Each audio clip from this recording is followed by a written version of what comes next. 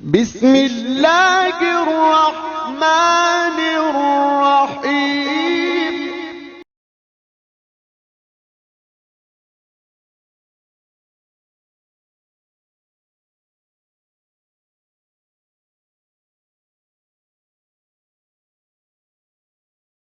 ایک بدماش نے کہا تھا، یہ ان کا مفکر ہی ہے ایک، اس نے کہا تھا مسلمانوں سے 4 چیزیں مٹا دو تو مسلمانوں کا وجود ختم ہو جائے گا۔ 4 چیزیں جب تک ان کے اندر ہیں یہ کبھی مٹ نہیں سکتے۔ وہ 4 چیزیں کون سی ہیں؟ اس نے کہا ایک قرآن، دوسرا حج، تیسرا جہاد اور چوتھا حضور علیہ السلام سے عشق۔ یہ 4 چیزیں اگر مسلمانوں سے ختم کر دی جائیں تو ان کا وجود توڑ کے رکھ دیا جائے گا۔ یہ بکھر بھی جاتے ہیں، یہ 4 چیزیں ان کو پھر کھڑا کر دیتی۔ تو قرآن مجید غیر متبدل ایک پیغام حق ہے اور اس کی زیر زبر بھی نہیں بدل سکتی۔ یہاں چچینیا میں اور ان ریاستوں کے اندر جب قرآن مجید چھین لیا گیا اور مدارس بند کر دیے گئے، مسجدوں کو تالا لگا دیا گیا، اور جو سبزی بھی بیچتے تھے وہ سبزی بھی دیتے تھے، قرآن کی آیتیں بھی سکھاتے تھے۔ گھر کے اندر ماں جو ہے وہ کپڑے بھی سیتی تھی اور ساتھ بچے کو بیٹھ کے قرآن مجید حفظ بھی کرواتی تھی۔ تو قرآن مجید ختم نہیں ہونے والا، اور اللہ نے آج بھی، یہ امت کے عروج کا زمانہ نہیں ہے، یہ امت کے زوال کا دور ہے۔ ہر گلی میں، ہر بستی میں، ہر محلے میں حافظ قرآن ہے۔ یہ امت کے زوال کے زمانے کی کہانی ہے، اور جب امت عروج پہ ہوگی پھر کیا عالم ہوتا ہوگا۔ قرآن اس امت کی زندگی ہے، اس امت کی حیات ہے۔ لادینی قوتیں یہ سمجھتی ہیں کہ قرآن کو ان سے چھین لیا جائے۔ میں کہتا ہوں تم میں جرأت ہے تو قرآن کے چیلنج کو قبول کرو۔ قرآن نے کہا ان کنتم فی ریب مما نزلنا علی عبدنا فاتوا بسورۃ من مثلہ۔ قرآن کی مثل ایک کی صورت لا کے دکھاؤ۔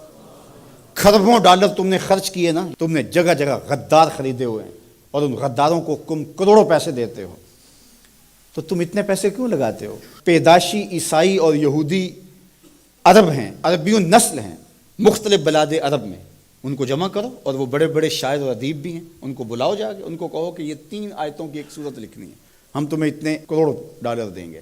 لیکن تیرے سامنے یوں دبے لچے فصحا عرب کے بڑے بڑے، کوئی جانے کے منہ میں زبان نہیں بلکہ جسم میں جان ہے۔ قرآن کی مثل نہیں لا سکے، اور قرآن کہتا ہے فَإِن لَمْ تَفْعَلُوا وَلَن تَفْعَلُوا، اگر نہیں لا سکے تو کبھی بھی نہیں لا سکو گے۔ یہ قرآن کا چیلنج ہے، اور یہ کسی بند کمرے میں نہیں دیا، یہ کھلی کتاب میں چیلنج آج بھی موجود ہے۔ جو وکیل بحث نہ کر سکے وہ گالیاں دینا شروع کر دیتا ہے۔ پرے پنچایت میں آپ نے بھی دیکھا ہوگا کہ جو جھوٹا پڑ رہا ہو وہ آگے سے گالیاں دینا شروع کر، لڑائی شروع کر دیتا ہے۔ یہ جو ناروے میں واقعہ ہوا ہے، یہ جھوٹے لوگ ہیں۔ اگر تمہارے میں ہمت ہوتی، تمہارے میں دم ہوتا تو قرآن کی مثل لاؤ نا، 3 آیتیں لاؤ۔ لیکن یہ آگ لگانے کا مطلب کیا ہے؟ آگ لگانے کا مطلب کہ تم اپنی شکست تسلیم کر رہے ہو کہ ہم اس کتاب کا مقابلہ نہیں کر سکتے، اس لیے گندگی اور غلاظت پہ اتر آئے ہو اور قرآن مجید کے نسخے کو آگ لگانا جانتے ہو۔ اور میاں تم کسی نسخے کو تو آگ لگا لو گے، لیکن جو روحوں پہ لکھا ہوا ہے اس کو آگ کیسے لگاؤ گے؟ اور علماء نے کہا ہے کہ جب قرآن مجید کو کوئی آگ لگائے یا اس کو پھینک دے تو وہ لفظ پھینکتا ہے، نور اڑ جاتا ہے اس کا۔ قرآن اللہ کی کتاب ہے، اللہ اس کی حفاظت کرتا ہے۔